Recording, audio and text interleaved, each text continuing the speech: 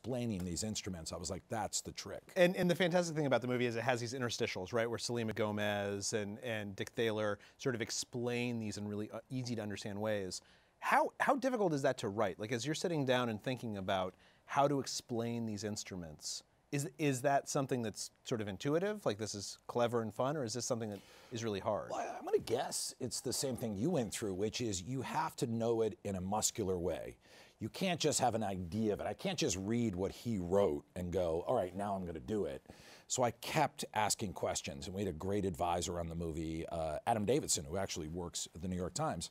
So he and a fantastic guy, sits in a standoffish way, though, always with his arms crossed. I mean, what's hard is that he's so handsome that we should actually let people know he's in the audience tonight. He is in the audience. We're messing with him. But he was great because we would sit for 5-6 hours, and we would just talk, and then he would give me books, and I would read, and then I would look on my own. And then there was just a click moment, which I'm sure is what you had, where all of a sudden from talking to these guys and reading about it, and once I got that, I could create the analogy or metaphor for it, once I knew that. And I would practice telling my 10-year-old daughter. This is what I do. Yeah. That's exactly right. You find someone who's completely ignorant, and you think incapable of understanding you. If you can explain to them, then you can explain to anybody. Yep. That's right. It's very well put. You could write. Understanding it in a muscular way. It's different from regurgitating something you've heard. You actually you grapple with it, and you feel like you sort of understand it.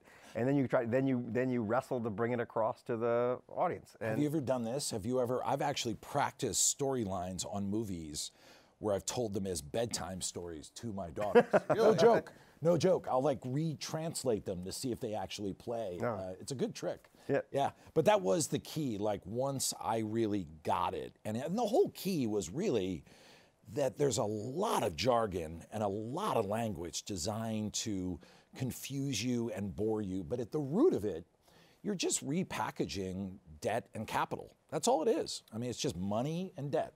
And you're calling it different things, you're combining it with different things, you're putting a lot of them together, you're putting a few together, you're creating side products. And once I really got that, that's when the movie really all clicked for me.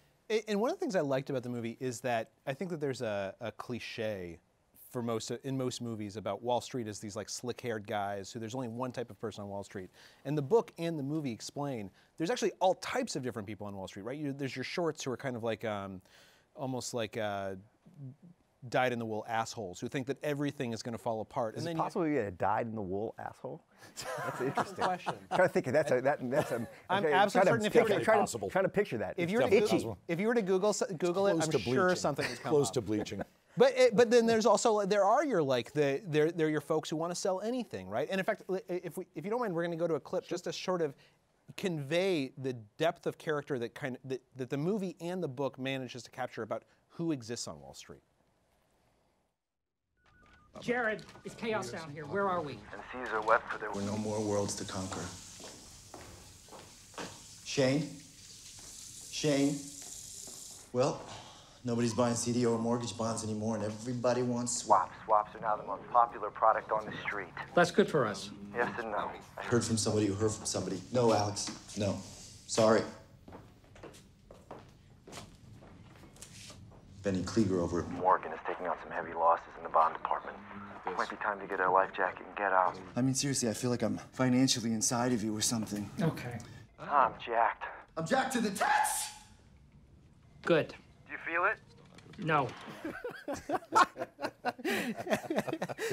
So, I mean, these are the types of characters that I haven't really seen on screen before, right? And what I love is that these are the types of characters that, like, I actually know from business school and from reporting about Wall Street. I mean, so let me take a big step back. Like, if you were trying to describe to folks who haven't seen the movie or folks who have, what you're trying to accomplish in the movie and in the book, besides just letting people inside, like, what's the message that they're supposed to carry away from this? Well, I think number one is that you shouldn't be intimidated or bored, that this world and this language is actually affecting you way more than you ever realized. And even though you like to think, we all like to think that like, well, no, I'm not into economics or banking. It's really not a choice. It's affecting you in huge ways constantly.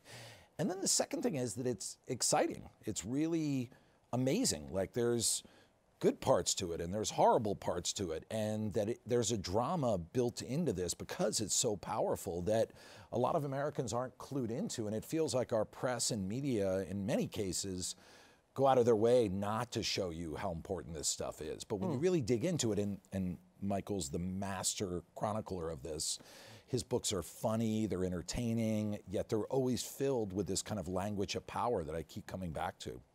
That's interesting. I mean, Michael, do you think that's right? Do you think that the press is not doing it? You're part of it.